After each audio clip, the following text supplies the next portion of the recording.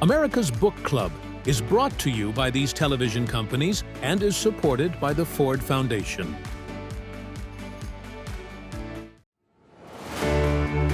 From the nation's iconic libraries and institutions, America's Book Club takes you on a powerful journey of ideas, exploring the lives and inspiration of writers who have defined the country, in conversation with civic leader and author David Rubenstein.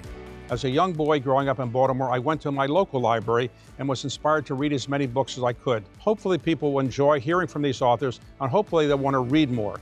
Now, from Catholic University in Washington, D.C., famed chef, humanitarian, and global relief entrepreneur, whose books include Feeding Dangerously, Change the Recipe, and We Fed an Island, José Andrés.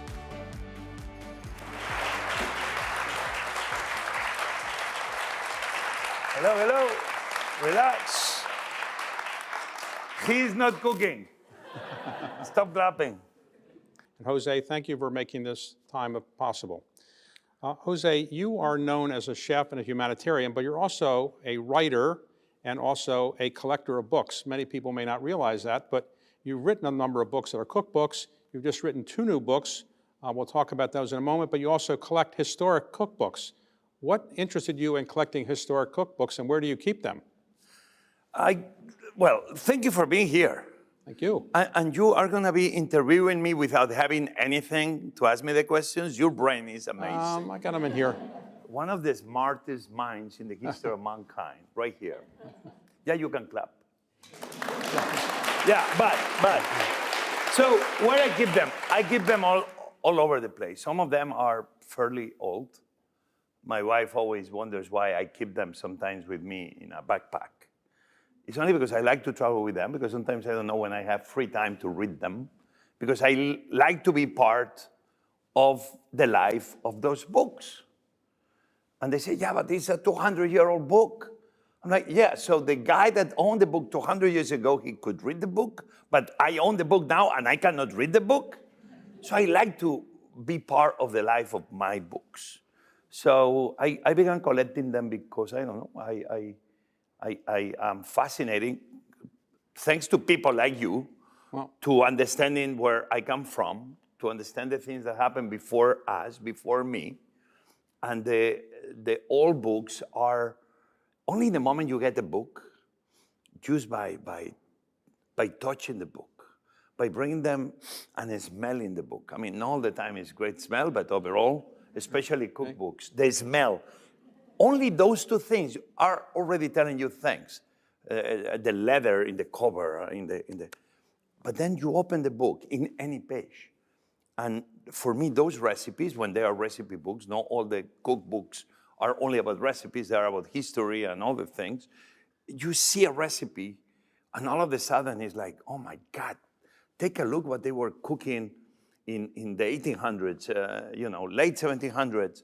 Only by seeing an ingredient, already my brain begins going crazy of saying, wow, they were already using this in such and such place at that time. Cookbooks, people love buying cookbooks. They're very popular. Usually they're among the most popular books you always see in a bookstore. When you write a cookbook, do you actually try the recipe out for the first time when you're putting the book together, or you've already done the recipe and you already know it will work? Well, I don't really follow the recipe. I don't think I ever follow the recipe. That's why I always say I'm not a good chef. I'm a good cook, but I'm not a chef. I don't follow the recipe very well. Why? Because it gets boring. Repetition is great, and in mathematics and in physics, if physics repeats itself, because when it doesn't, it's when, wow, we discovered something new. But in cooking, you have a lot of margin of error, but also a lot of margin for creativity. It's what makes cooking fascinating, that you can fail or you can succeed, sometimes by a gram. And that's the difference between failure and success. And I always say, when you fail in cooking, say, stop complaining and just change the name of the recipe, which is the name of my new book. You celebrate, oh my God, I burned the potatoes, and like, stop complaining, and you say, do you like my burned potatoes I made today? And it works usually because it's very difficult to make something like this unedible. Anybody can cook something. Everybody. To make something unedible, you have to try hard. Really hard. It's few people that do it, and those are heroes in my book. That's why I tell them, don't get close to the kitchen. Those are the people I put peeling the blueberries at the end. Yeah, when I have people, I say, you go peel the blueberries. That's the people you don't want near your kitchen. Therefore, I don't know what you asked me, but this is my answer. But what you asked me, but that's my question. Well, let me ask you, sometimes I've seen, you read a recipe, it says a quarter ounce of this or so much of that, but then I see the TV show, the person who's the chef on a TV show is just throwing in stuff, not measuring it, so it's just kind of a feel for how much you put in. Only if you are Martha Stewart, you measure everything. Martha Stewart is so precise. Believe me, I know. I hope you watch my show on NBC, Just Chef with her. But before, I remember one time I was cooking with Martha Stewart, and I was like, but how many teaspoons? I'm like, I don't know, 2 teaspoons and shit. But you put 3 cups already. I'm like, well, who cares? It's alcohol. Evaporates. So yeah, I mean, listen, for home cooks, precision is important. And I want to say that the team that works, and many of them are present here today, and I think Sam, so I love you guys, but they work very hard to make the recipes really, really precise. But doesn't matter how well you write the recipes. Every time anybody reads through a recipe, if I give you a recipe, all of you, and I put you in different kitchens, the outcome of the recipe is gonna be so different from each one of you. And this is the fascinating thing about cooking. Fascinating.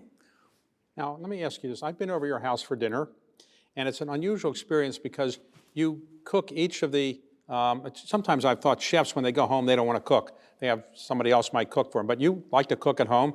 So you go cook the course, and then you serve it, and then you go cook another course. You never actually, it's hard to have dinner with you because you're cooking the whole time, right? Oh my God, you sound like my wife.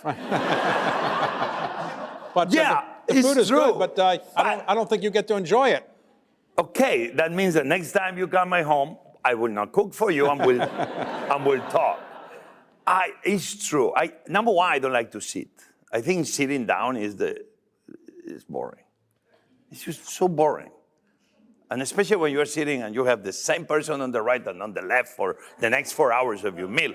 You were not boring, you were perfect. And everybody else in the room, you were also great. I mean, the other people are not here.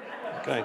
But I like to, listen to me, when I cook, the only moment I have to show love, respect, and appreciation to people is when I share maybe one of the only gifts I may have, which is transform the goodness of the earth in something good and magical. And the best way I have to show respect to people is I'm cooking for you right now, in this moment.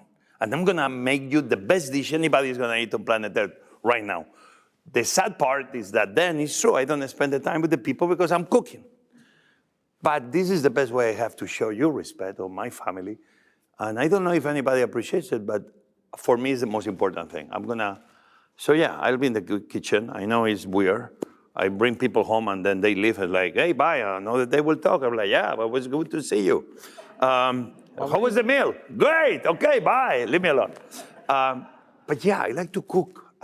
That's why my kitchens should be a table. So the cook is in the kitchen and the people sit around the table and that's it. So that's what you have to do next. So you've written some non-cook books, and I'm going to talk about 2 of them. One of them is about your life, recently came out. Let's go through that. Where were you born?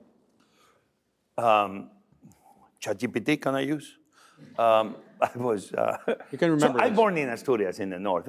I will not say it was a book about my life because maybe one day, but true, it's stories about. It's about your life to some extent. Agree. Right. We made it kind of chronological, but hopefully one day, not like anybody's interested, even if it's only for my daughters and maybe my wife, so they don't roll their eyes every time I tell the stories.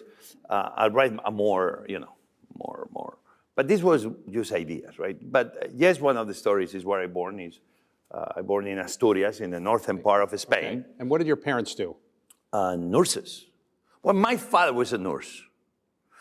He was studying medicine to become a doctor, but never made it, so he stayed a nurse. My mom then studied to be a nurse later on because we became four brothers, and the salary of my father was not enough to maintain my other two brothers and I, and a fourth brother was coming, and then my mother became a nurse in the process of being pregnant of my fourth brother. When you were growing up, your mother cooked at home. Yeah. And you liked some of the foods that she cooked, right? Wow, you read the book. I did. It's just the one. Yeah, my mom was more the Monday through Friday cook. My father was more the weekend cook. My mom was more the leftover magic, multiplying fish and loaves kind of things. Empty fridge. And then she'll make dishes out of an empty fridge, which requires a talent. She'll make croquetas, which I cannot believe I charge at Jaleo for croquetas now, because literally, even you can make croquetas from scratch. Croquetas usually was leftover food. That was your favorite food? Oh my God. I don't remember any of the early dishes of the month. You know, in Spain to this day, people get the paycheck at the end of the month or at the beginning of the month. And you could see the difference in your fridge at the beginning of the month towards the end of the month. Was very obvious by the photo if you got the paycheck or not. I mean, we are going through the same thing right now with the snaps, believe it or not. But again, I don't remember the dishes when the fridge of my home was full. I don't remember, wow, the steak, wow, the piece of fish. We remember the dishes of the end of the month, the croquetas, the migas, not confused with the Mexican migas, but migas that were literally sauté breadcrumbs. So I remember those dishes like, my God, I cannot wait to have that plate again. That brings great memories. when you were growing up, did you say, I want to be a cook, I want to be a chef, or what did you want to be when you were a boy? I think my father was a cook on the weekends. Okay. And he will invite the entire hospital. He'll never keep track of who he invited. We could be 10, we could be 50, literally.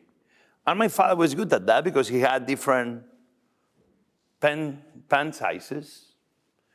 But it's not the same to buy and cook for 10 that buy and cook for 50.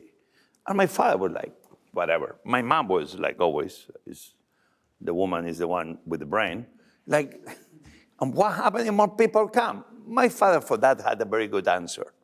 My father would always say, if more people come, just we add more rice to the pan. Problem solved. So my father had a way with big problems, simple solutions, even not necessarily work that way all the time.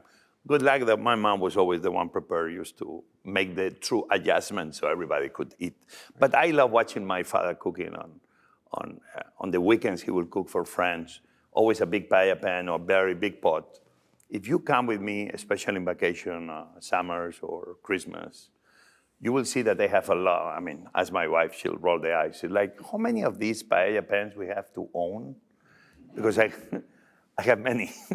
And I have many of different sizes.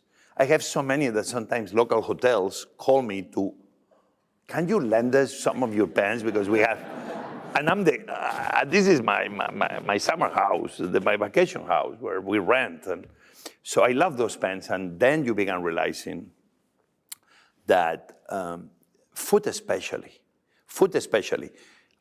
I kept making the croquetas, my wife, to my daughters, the same way my wife and the mother of my wife made for her and I. And I keep trying to cook for everybody, friends, family, and if we are more, the merrier, as my father did. So food-wise, if you think about it, I'm sure all of you right now, you're going through your memory lane, and we all have these memories that food somehow is involved. Food has this unbelievable power to connect us to the past, to connect us to the people we love. And that's why we have such a fond memories of anything related to food and cooking. When you graduated from high school, what did you want to do? You went into the Navy eventually, right? I didn't graduate from high school. Traditional education was not traditional education was not the best thing with my brain. Okay, so you didn't graduate. I barely began. I did first. But you volunteered. first year. You volunteered for the Navy. But my father saw that I had love for cooking. I was already helping him. And very early on, I was barely 15, 16, he put me in culinary school. You had to be 18, 19. You had to finish high school. But the good news was a private school. They needed the students that paid the fee. I was tall, nice looking. First year of school, they put me in the school. I didn't graduate from that school either. Oh. Because it was very boring. I mean, the school opened without the kitchen being finished. And you know, when you talk about virtual reality and AI, I experienced the first virtual reality and AI because we had no kitchen, and then cooking class will be, okay, people, so here we're gonna cook gambas al ajillo. I'm like, okay. Well, it was virtual. You have this shrimp in front of you, check that they are good quality, and then we'll grab the imaginary shrimp. And then I will get in trouble because I'll say, my shrimp smell, teacher. And they kick me out of class often. And then I began going to restaurants because, you know, I kind of began like, okay, Jose, you are burning the garlic. I'm like, I didn't add the garlic yet. What are you talking about? And yeah, they kicked me out every single class, out of class, because they say I was making a mockery of the class. But I'm like, well, the mockery is to be paying a fee and not having ingredients in a kitchen to cook in a cooking school. That's why I didn't graduate. They gave me my diploma 30 years later. So you went into the Navy. And I went to the Navy. You read the book. Right, I did. But when you were in the Navy. So I went to the Navy. And when you're in the Navy, you got a job cooking for a while, right? I did, because I already was young champion of Spain, of a championship they did. They changed their routisseurs, a French, organization promoting cooking, and I became champion of Spain. I was barely 17th, 18th. And I went to represent Spain to France in the finals, and I ended second or third. And so I already was a good cook. I already was working in restaurants, 1 2-star Michelin, some of the best restaurants in Barcelona. In El Bulli, world famous, best restaurant in the last 100 years of humanity with Ferran Adrià. I go to the military service. I land in the Navy. And what they put me to cook with the admiral. And I'm like, really? And I had other ideas. When I was young, I saw a boat in Barcelona. The boat was the training ship of the midshipmen of the Spanish Navy, the Juan Sebastián del Cano, the first man that finalized the circumnavigation of planet Earth. Magellan began as the commander. He died halfway through. Juan Sebastián del Cano ended. They named this boat after this man. 4-mast sailing across the world. I wanted to go on the boat. The admiral didn't let me. No, you're cooking for me. I'm like, holy cow. So at the end, I was so persistent that at the end, he rolled his eyes one day. It's like, you're a great guy. I'm going to send you to the boat, but don't tell my wife, okay? Because we're really happy with you. And so one day, right before, I still remember the scream, what are you doing? Who do you think who you are, the admiral? Well, he was the admiral, but he put me in the boat, and I joined the military. First time I saw the world beyond Europe. First time I saw Africa, Canary Islands, Latin America, the Caribbean, the United States, Germany, England. First time I saw the world was because I was able to join that boat and travel around the world during 6 months. And you came to the United States? Pensacola, Florida, the Blue Angels. Okay. The white beaches of Pensacola. Anybody from Pensacola here? A beautiful place. Soft-shell crabs. Oh my God, my first soft-shell crab. I had it in Pensacola. So when did you say, I got to get out of the Navy and become a chef and own my own restaurant? Well, I finished, the military service was mandatory back in the day. 2 years later, you stopped being mandatory. But it still was probably the most important moment in my life. I mean, putting my wife, besides meeting my wife. So I finished my military service. I worked one one more summer in this restaurant, El Bulli. I went to Madrid to work in few restaurants. I was doing a stage, learning from different restaurants. And then I got this opportunity to come to New York, it's 91, 92, to come to be a cook in a restaurant. In the days, they used to give the E2 visas. Somebody had heard about you. Somebody owned this. Was it a Spanish restaurant? No. This was was before the Olympic Games of 1992. Okay. And was a lot of interest from Catalan Spanish companies to have presence in the United States to kind of forge bigger bridges. Okay. And the different type of business, one of them were restaurants. And so it was Catalan restaurants that they were opening in Washington, Spanish restaurants opening in Washington, in New York. This was one restaurant opening in New York. They needed cooks, and I came as a cook. Okay, you came as a cook, but when did you say, I can do this myself, own my own restaurant? It didn't happen overnight. I was on my way to Japan. I remember I was in La Jolla, San Diego. I left already New York. I got an offer to be a chef in a Spanish restaurant in Tokyo. But then before all of that, I get this phone call. Hey, it's these guys in Washington, D.C. They're trying to open a Spanish restaurant. They're going to call it Jaleo. And they are opening very soon. And they don't have a chef yet. And I'm like, okay. So I took a plane, I came. And this was late 92. I came before Christmas, around December. And 1993, around January 1993, I came back, and I never left Washington, D.C. So you met your wife here.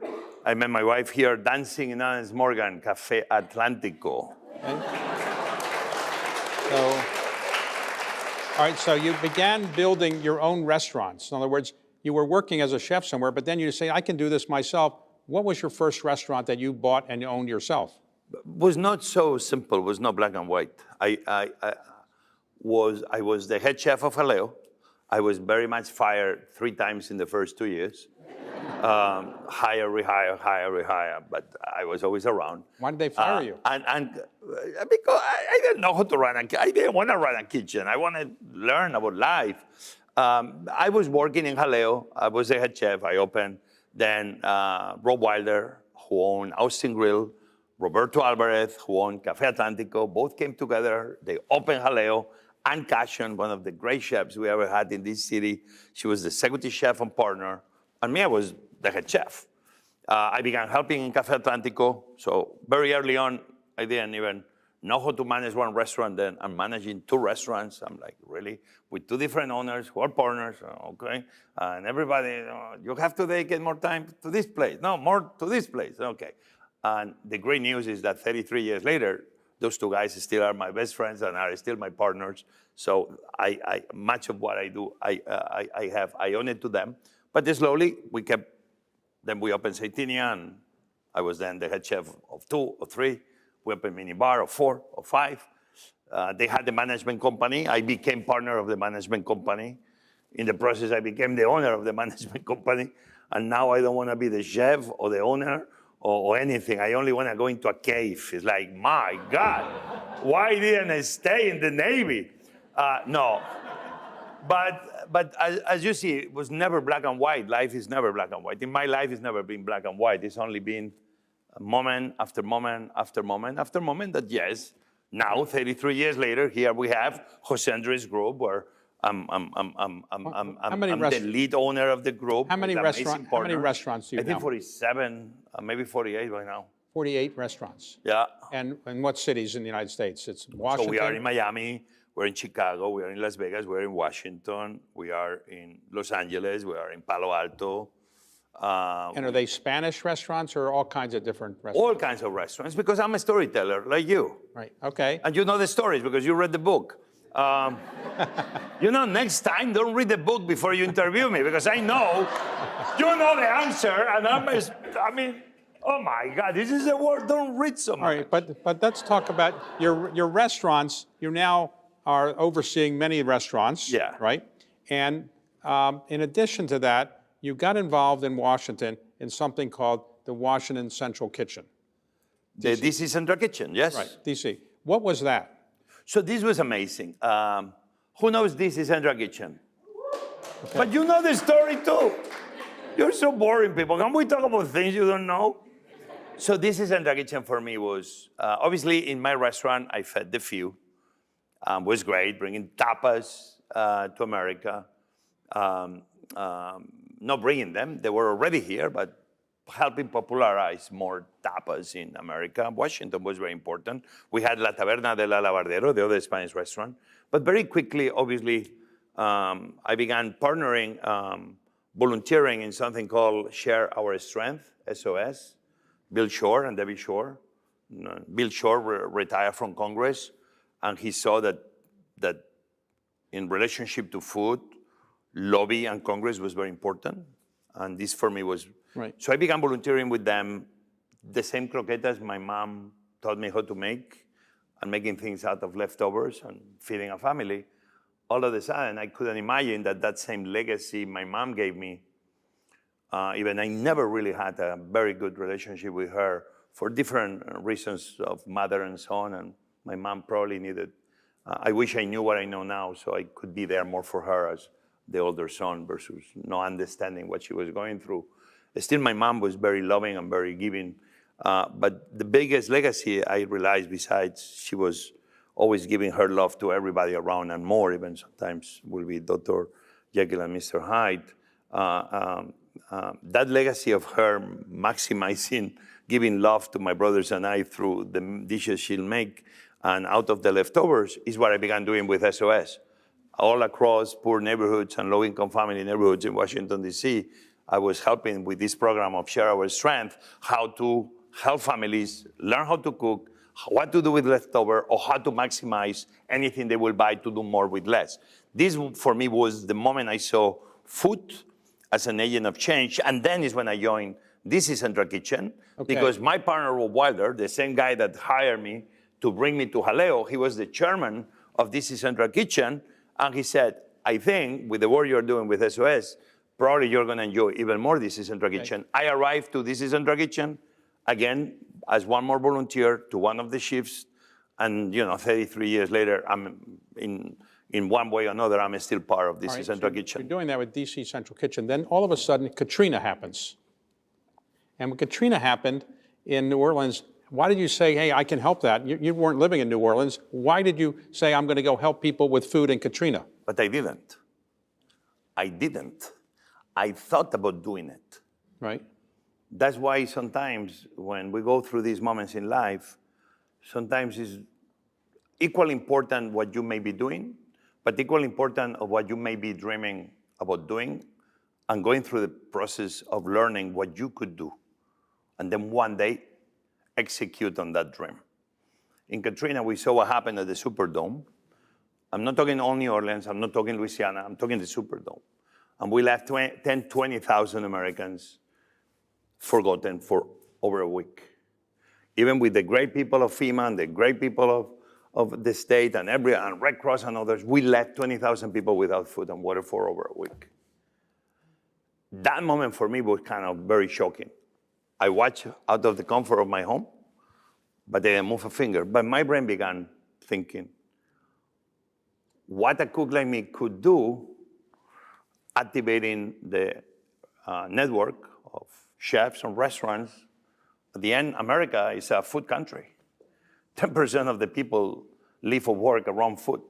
Directly, indirectly, everybody has a relationship with food.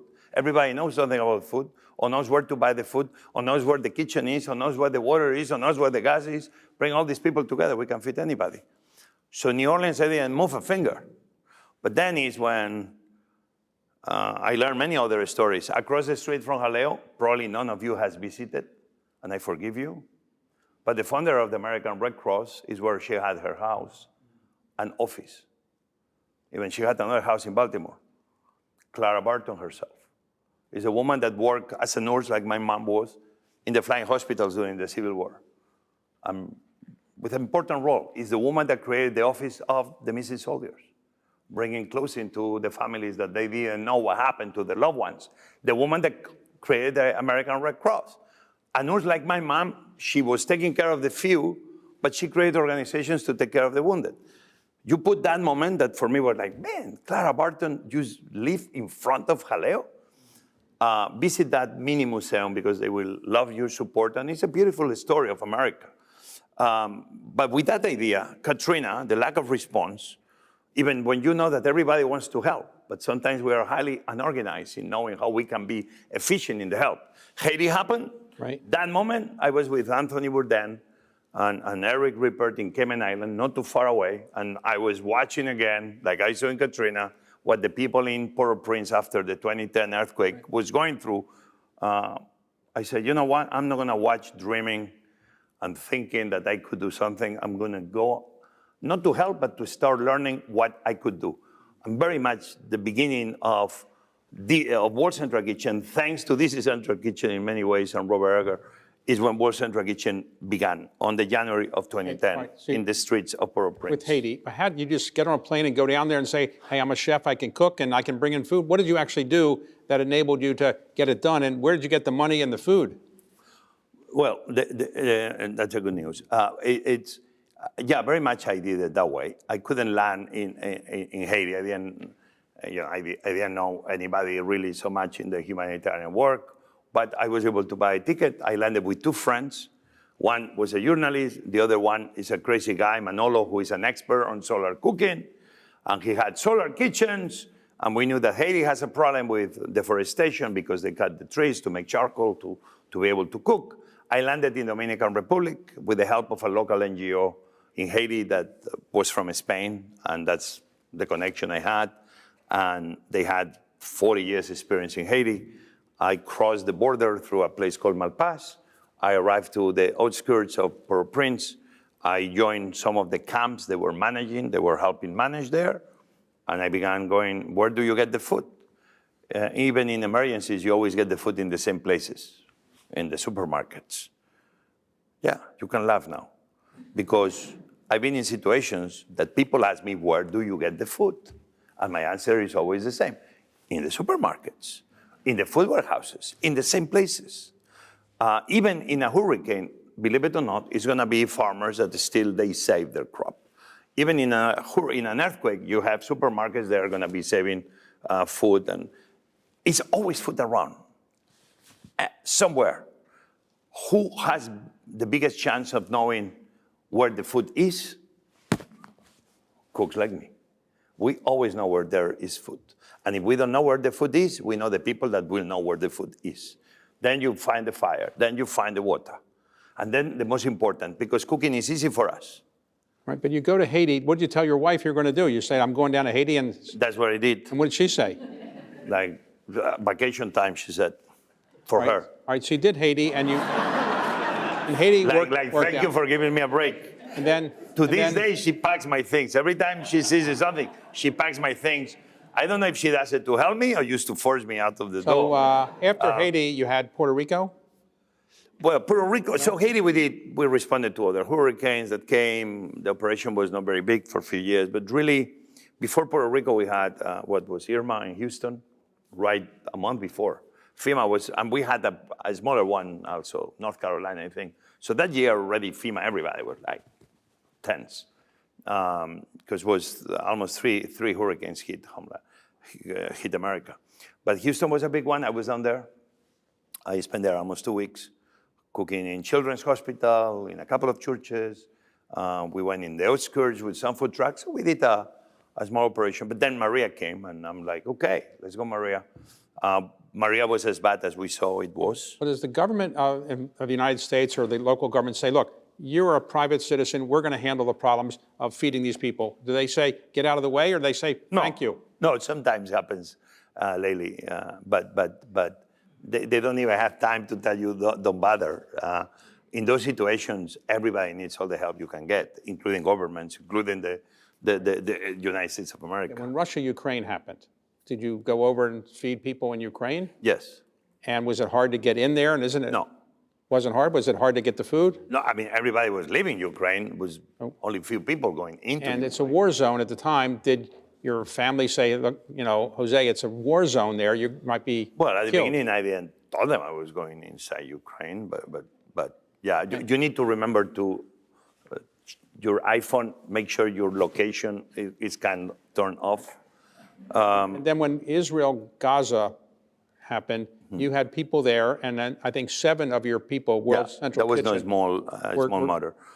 This killed. probably was one of the most, on paper, secure humanitarian operations you could have in a situation like this. Some of them were good friends, like Somi, because we were doing this alongside the Israeli military, the IDF. So there was no reason why we were supposed to go through what we went through. Where do you get the money to do all this? I don't even know, because I'm not very, I don't really know. Okay. Because I can spend it quickly. I've never done fundraising. Obviously, the organization is not so small anymore. In the early days, we will have a big party in my restaurants that we will close. Some of you probably remember. And we will raise money for World Central Kitchen through that way. The first 100,000, my partner Rob Wilder put 50,000, and Robin, my wife and I, we put another 50,000, and with 100,000 we created World Central Kitchen. And then we began doing these parties, and it was money that the restaurants created. I'm talking early days. Now the way we do it is we don't meet. We obviously social media became very important for us. For me, I began.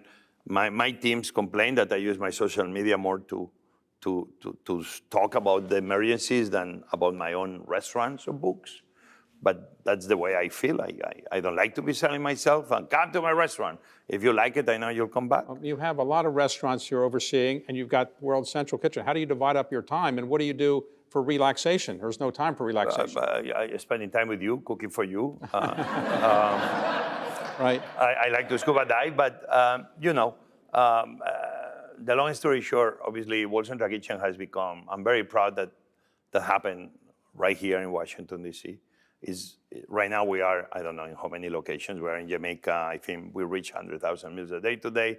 We're in the Philippines. We're in Brazil. I think we are still. I don't know if we're still in Texas after the flooding. I don't know if we're still in Alaska because it was a typhoon that hit many of the native. In the southern part of Alaska. For all of this, the President we're in Ukraine, we're in Gaza. The President of the United States gave you the Presidential Medal of Freedom, and it's widely rumored that you were likely to get at some point the Nobel Peace Prize. Yeah. So, it's incredible, and you're still running your restaurant business. So how do you really divide up your time? How do you decide where you're going to be, and you can travel all over the world saving people's lives? Well, I have good people that manage kind of my time, but I try to do what I like the most or what I think I can be the most helpful. My restaurants have great chefs, great managers. I used to be the CEO of my company. I'm now the executive chairman, which is okay. But I cannot be doing TV and running 48 restaurants and doing podcasts and spending time with you, doing your TV show. Because that's your TV show, is my TV show. That's your TV show. So now... you want me one. You've written a book about this now. It's called Feeding Dangerously, right? Your new book? Yeah, the comic. That's a comic book. A comic book. That was not my idea.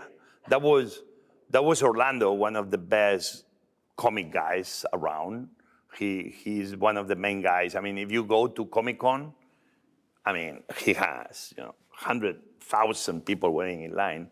And Steve Orlando, he's amazing. And he approached me one day. Hey, I would love to tell a story about what you do. And he came to one of the missions. And after that, he said, we are going to be doing a comic book about World Central Kitchen. And at the end, when I saw the cover, he added my name to his name and to the guy that did the drawings. But it's not really my book. It's a book that is helping tell the story of World Central Kitchen. And Steve Orlando was so generous just to make me believe that I was kind of the co-writer of the comic book, because he knows I love comics. I really love comics and manga. I love manga and comics and cookbooks. And yeah, we have this book, which is amazing. Tells the story of the many people that they've been part of World Central Kitchen over the last 15 years. You call it a comic book. It's more of a picture book. An illustrated picture book. Yeah, because comic book has pictures, Dave. Yeah. Okay. So, all right, let's... No, but yeah, you're right. You're right.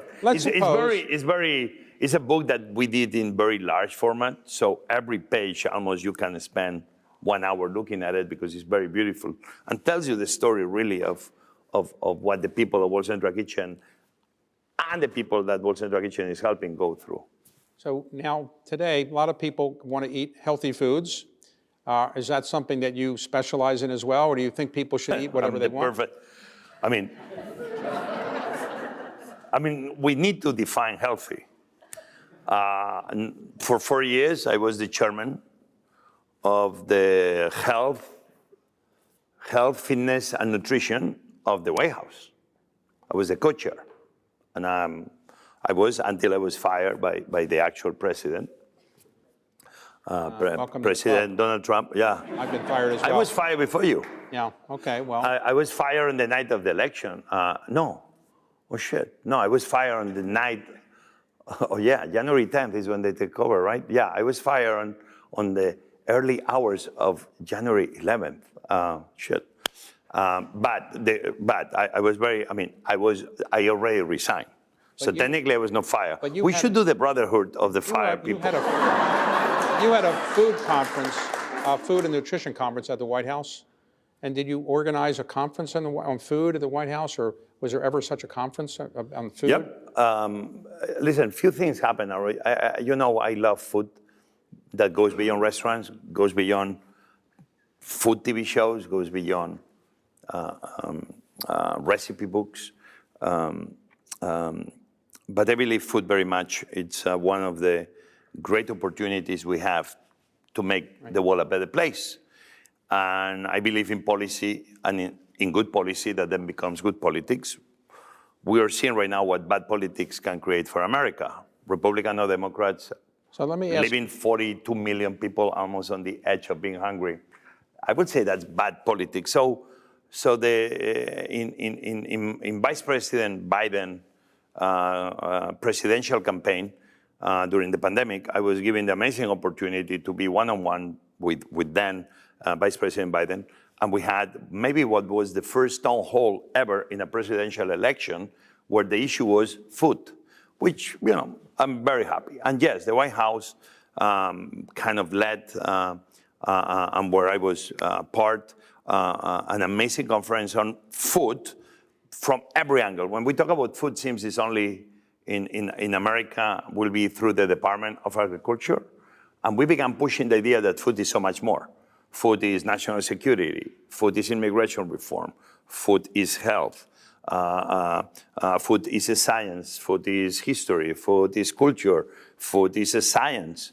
And for me, it was amazing just to see that it's been pushes to make food not work in a silo within government, not only in America, but governments around the world, but make sure that food becomes part of housing and urban development, veterans, et cetera, et cetera. So if all the departments work around the issue of food together, better policies and better ideas can make many of the problems we face go away. Why America, the richest country in the world, is many places that don't have a supermarket for many people that can buy a head of broccoli or some spinach.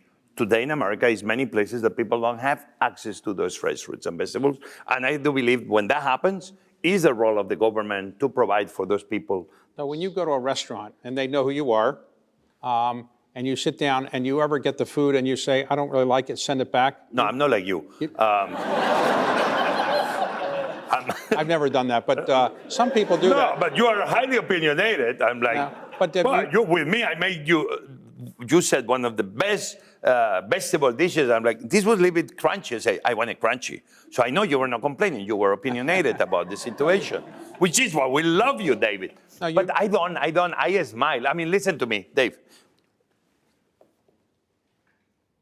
We never wait for the turkey. The turkey waits for us. When the turkey waits for us, means the turkey is always dry. And the turkey complains. That's what gets so brown. Man, sit on time, wait for the turkey until it's ready, and the turkey will be juicy. So I don't complain. The ingredients complain. You kill me for that? You put me in the oven for that? So people sit on the table and wait for the turkey. So the turkey will be juicy. So I don't complain. The ingredients complain. Okay, so let me because they feel mistreated. Now, Really? You did this to me? You have these amazing scallops from Massachusetts, and then you overcook them in the pan? Why? Because some team is about to score a touchdown? Shit! The touchdown can wait, but the scallop can't. It's obvious to me. Sorry. Okay. So, is it hard to run a restaurant these days? Hard to get help today? Yes. And it's very hard because of immigration or other All problems? of the above, because I've been saying for years, immigration reform is broken. And we had Republican presidents trying to pass, and they didn't got help even from Democrats. And I have Democrats will get upset with me for saying this, but it's true. We had President Bush try to pass immigration reform, and we didn't do it. President Obama had the opportunity. I love he passed Obamacare. Perfect or imperfect, was better than what we had. But I wish he passed immigration reform too. How is it possible that we have 1 million dreamers that maybe they weren't born here, but they arrived here when they were in diapers? They are as American as any American. And still that million people are still on the edge, not knowing if they're going to kick them out tomorrow. You may be a Republican or Democrat, but we're going to waste 1 million children of America that they are contributing to America. It's crazy. So we have, as we all know, an economy that is running on the shoulders of 11, 12 million undocumented. That we need to do something about it totally, that we need to protect the border totally, that we need to know who comes into America 100%, that we need to bring people that are the people that we need to cover the jobs that we need. If we need nurses, let's bring nurses. If we need people to take care of the golf courses, bring people that are experts on grass, and et cetera, et cetera. But obviously, especially not only the restaurant industry, but we've seen in St. Michael's, Maryland, people that they didn't produce more shuck oysters because they had the people to shuck the oysters, or people that didn't clean more crabs because we didn't have the crab pickers to clean them. We've seen wineries that they are not producing more wine because they don't have the people to have the harvest. The same is happening with a lot of farms across America. So immigration is not a problem for America to solve, it's an opportunity for America to seize. I'm disappointed that since I arrived here, we've talked numerous times about immigration reform, but only serves for a fight, one hitting each other. And still we have over 12, 13, 14 million people living in America, that they've given their lives to America, that they are making America better, that many of them, believe it or not, pay taxes, even if maybe their social securities are not the right ones, that's the other conundrum.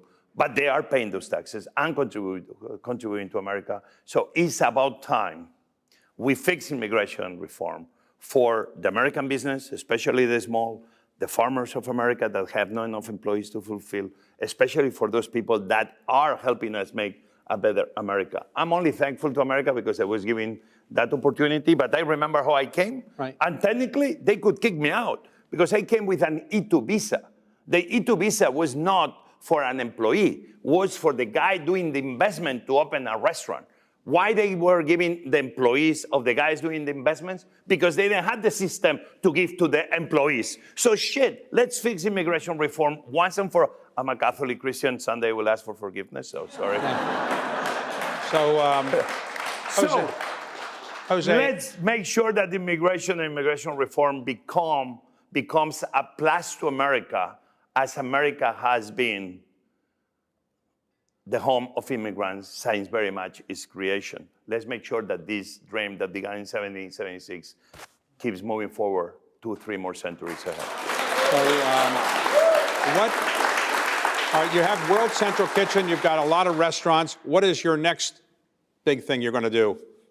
Well, this is great. I just came back from, I want to go to the space station, so I need to get in shape. Oh. I would like to go to the space station. Really? Yeah. And to cook a meal or to no, because just, it's this machine. We cooked with it in Cambridge at Harvard the other day. But it's the first kitchen that you can cook in gravity zero.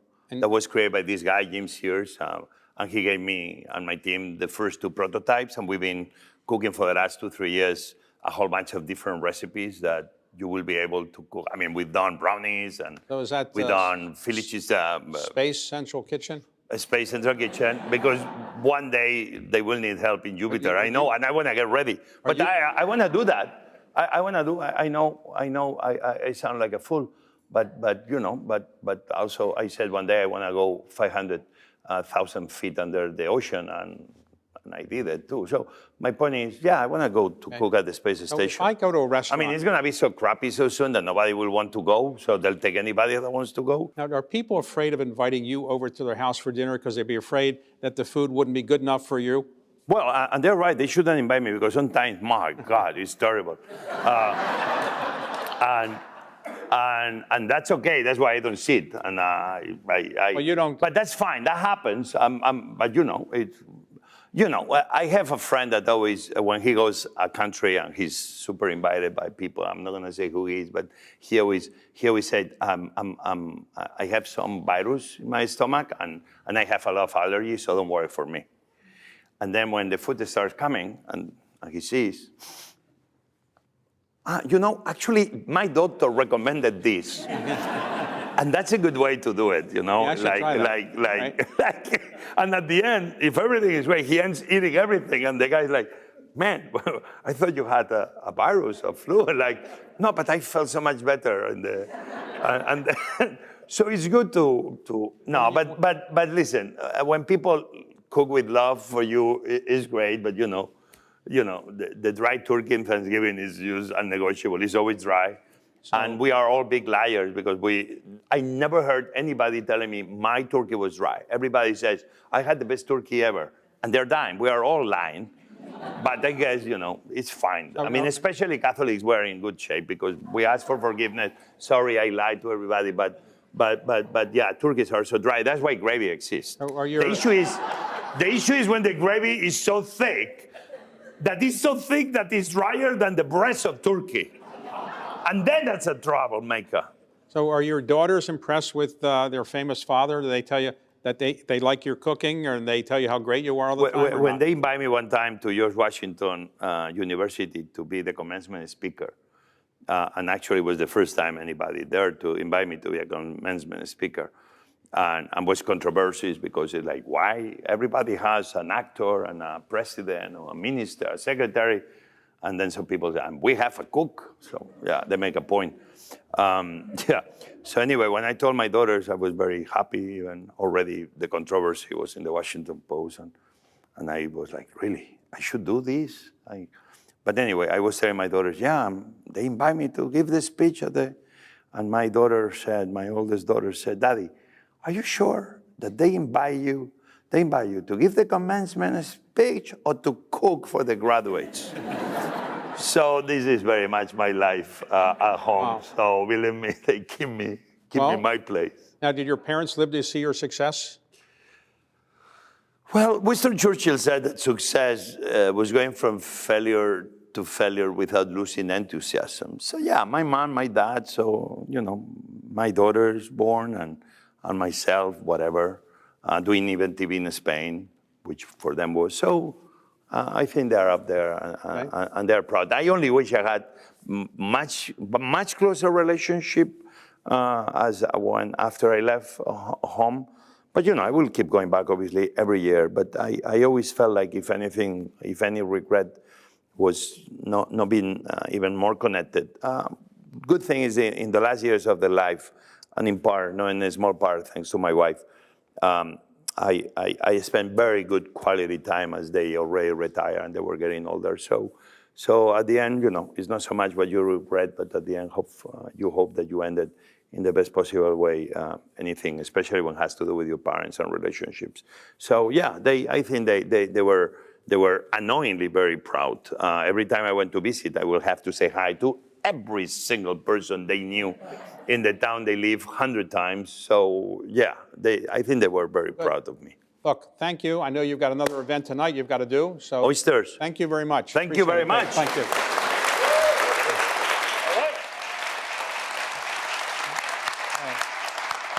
Great job. Thank you.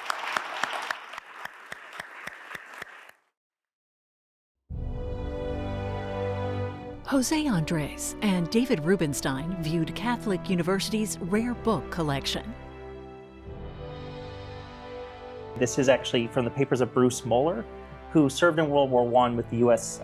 forces and then worked with the American Red Cross to do aid relief in war-torn Eastern Europe at the end of the war, particularly doing food, but also heavily water relief in what's today Poland and what is Ukraine, particularly during the Polish-Soviet War of 1919 and 1920. So this is his passport and his Red Cross pass. And this right here is his notebook where he was planning how to go about getting things like planning the logistical supplies. He has drawings of his water pumps, all of that working throughout. After the war, he actually then worked with the United States Conference of Catholic Bishops to found their Department of Immigration, helping with refugees up through the 1960s. So he continued to do a lot of this work for the next 40 years as well. Welcome to the Oliveira Lima Library, the home of Manuel and Flora. And as I said, this library has been here 100 years. Really? It's 101 years old. And then it's the collection of menus that I mentioned. And here is one of my favorites. It's actually the menu from 1915 that was on the boat that they came from England during First World War to Boston, because he was a professor at Harvard. And this is the dinner that they served on September 22nd, 1915. It's really pretty, and it's quite special. The other one is that I thought you would enjoy seeing a chef from. Yeah, from the time. Yes, but you wouldn't guess when this is from. This is from 1892, and that's the menu. It's 31st of December, so it's New Year's Eve. And I actually do not know where it is from. So we would need to dig a little more about João da Mata. But it has some bad handwritten. Yeah, I was invited, and then Christmas dinner or something like that. This is French. Yeah, so jantar is Portuguese, so it's a mix of languages. It's a mix. Yeah, and then he said something about Natalino, which was Christmas. That's. So it's hard to tell, but it's really pretty. See more with José Andrés, including his historic cookbook collection, on America's Book Club, The Treasures, available at cspan.org/abc, and C-SPAN's YouTube page.